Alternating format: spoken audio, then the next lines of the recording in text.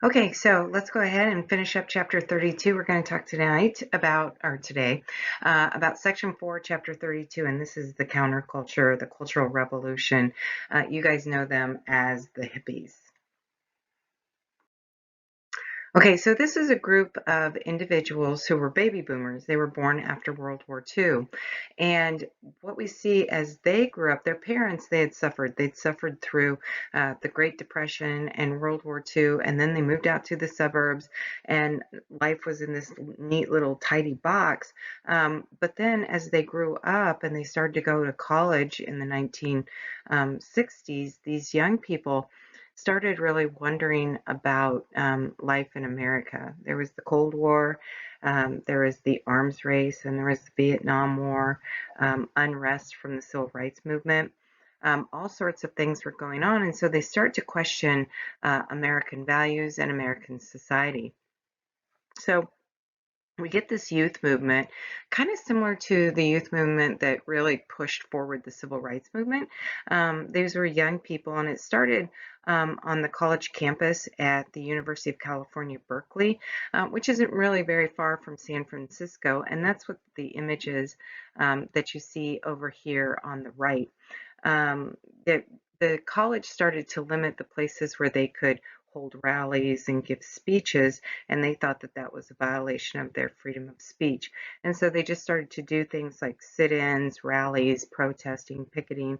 One of the leading activists is Mario Savio here. You can see his name down at the bottom, one of the last bullet points there. So anyway, also let me go direct your attention up to the top. That rift between the baby boomers and their parents' generation became known as the generation gap. So that student movement that started in California and elsewhere really spread throughout the country. And what we get is this group of people who were questioning American society.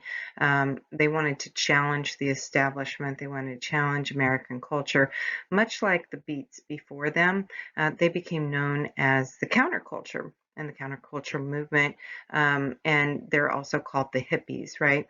So what they wanted to do is create a whole new alternative lifestyle. They're going to reject, living in the suburbs, having the materialism, keeping up with the Joneses. Remember, it was at this point, it's not who you are, it's what you have. And so they wanted to establish better relationships and value greater things and greater ideas more than they do materialism. So the counterculture started to grow. It became a movement. People started to kind of embrace the same ideas, many of them the same generation, the same age group, right? They became known as hippies, as I mentioned, and they reject their parents' generation, right? Everything that their parents stood for, their style of dress, their occupations, the foods that they ate, their drug of choice, so like alcohol, which adults drank. They said, well, we're not going to drink that. Later, we start to see that there is alcohol and drug abuse that takes place. But anyway, they dismiss these people who disagree with them as being square, right? They're not with it. They don't know what's going on. They haven't caught on to the attitudes at the time. And what they seek to do is to shock the older generation. They do this with behavior that is not normal in American society at the time. I remember this. One of the things that we would see people do in the 60s and 70s, especially in the 70s, was streaking, where you just take off all of your clothes and you run naked in a public location someplace, like at a baseball game or something like that. And then the security's running around trying to get the person. They say things, they cuss, they use profanity, they start using drugs and that sort of thing. So anyway, they drop out and then they cluster in certain neighborhoods, some in urban areas. Most noted is in San Francisco, where the streets of Haight and Ashbury, they converge right there. You can see there's a street sign, Haight and Ashbury, right there. Haight spelled Haight.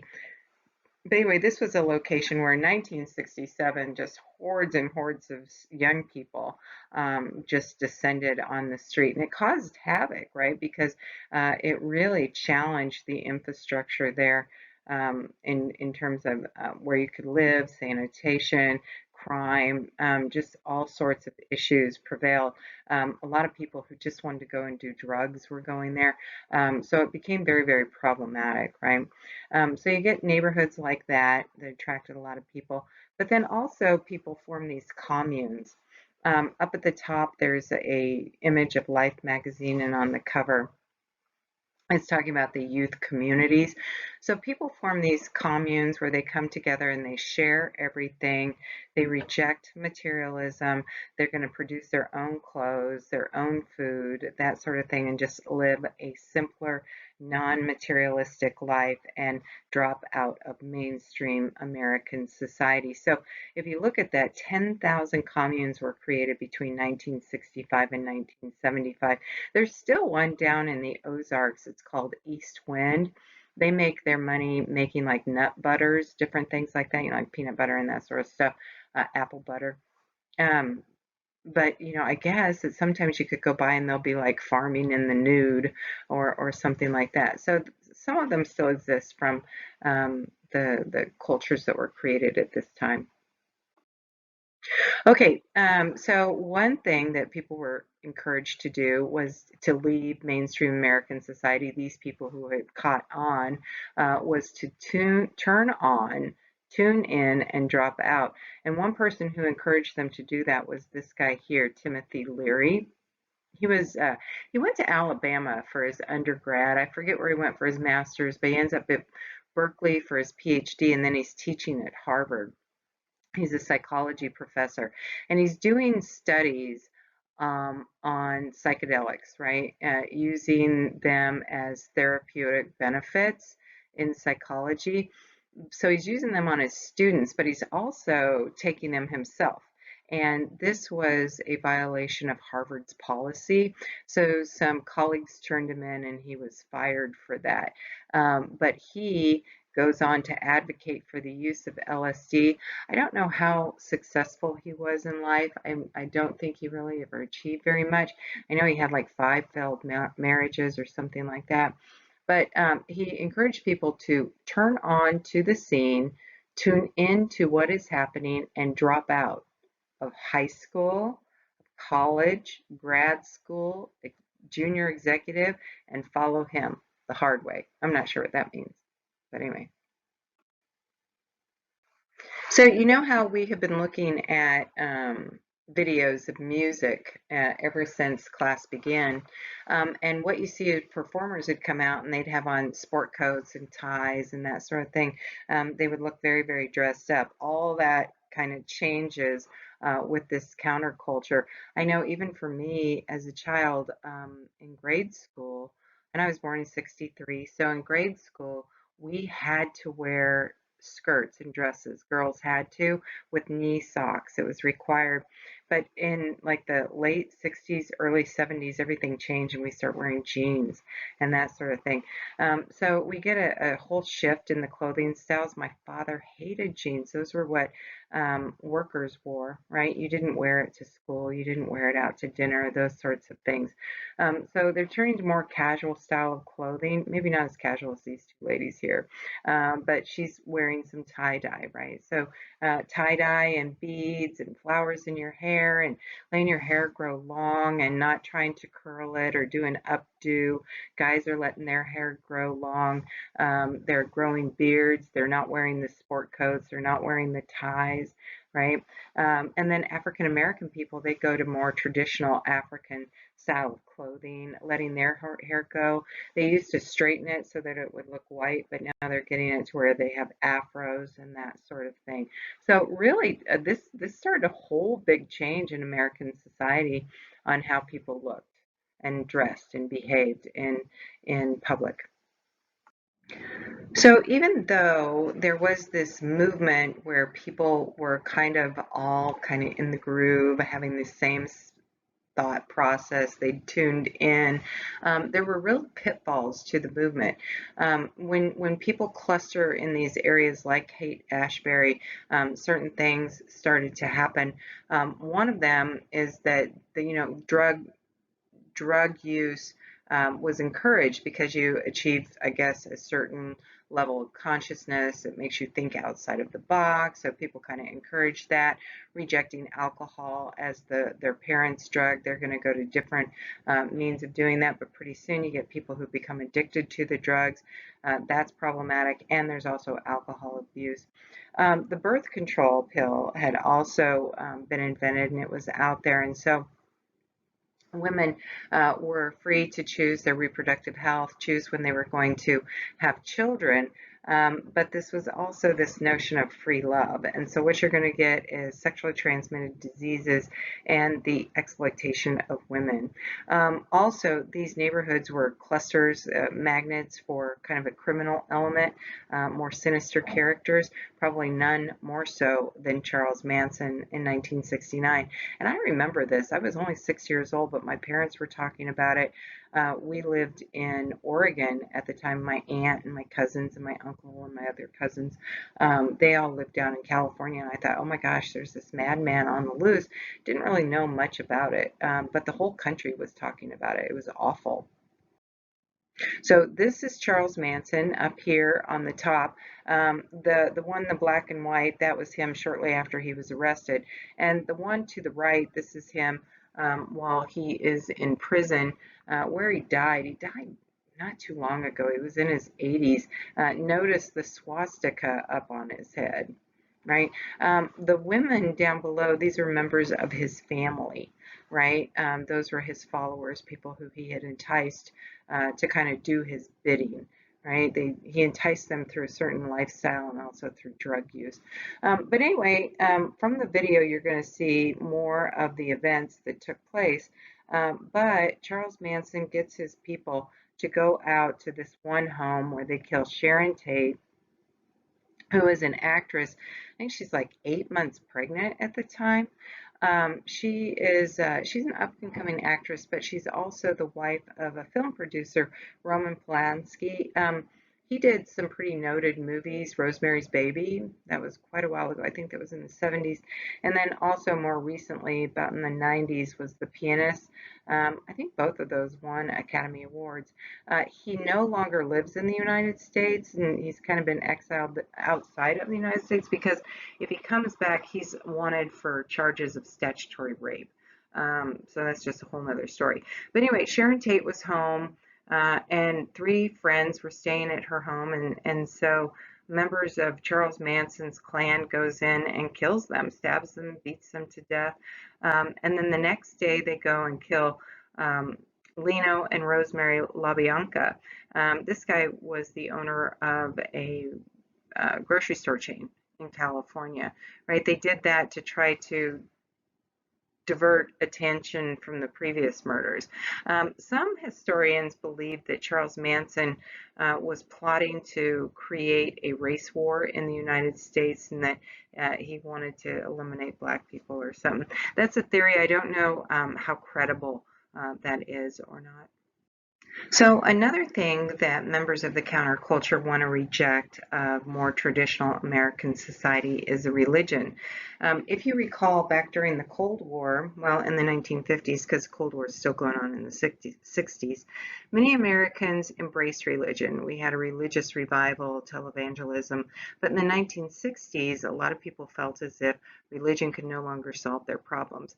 And if you see this, in 1957, they said that it could. By 1969, 70% said, only 70% said that it could solve their problem. So it reduced by only 10%. But you see kind of mainstream religion is waning. And what people start to do is turn to more mystical type religions and Eastern religions, Buddhism, Hinduism, that sort of thing. This is the Maharishi Yogi. He founded this international meditation society for different people. He said mostly people of extreme wealth, right? So the Beatles went with them, and you could see, I think that's John and Ringo right there. Another aspect of American society that was rejected by the counterculture was art, right? They saw more traditional forms of art as catering just to the upper classes, and so they wanted to reject that. That was kind of goes along with materialism. And so what they wanted to do was to appeal to the masses, to create art that everybody would like or kind of appreciate. So this was inspired by different elements within popular culture. You see to the right here, Andy Warhol created a painting of a Campbell's tomato soup can, right? He glorified and he mocked materialism. Just recently, the Chicago Institute of Art, they had an Andy Warhol exhibit, and I got to go to that just a few months ago when we could be in crowds, right? Here's another, next slide. These are kind of famous images of Andy Warhol. On the right, that's Marilyn Monroe, in different colors, and then on the left, a very famous actress, Elizabeth Taylor, right? So do it in kind of this pop art fashion.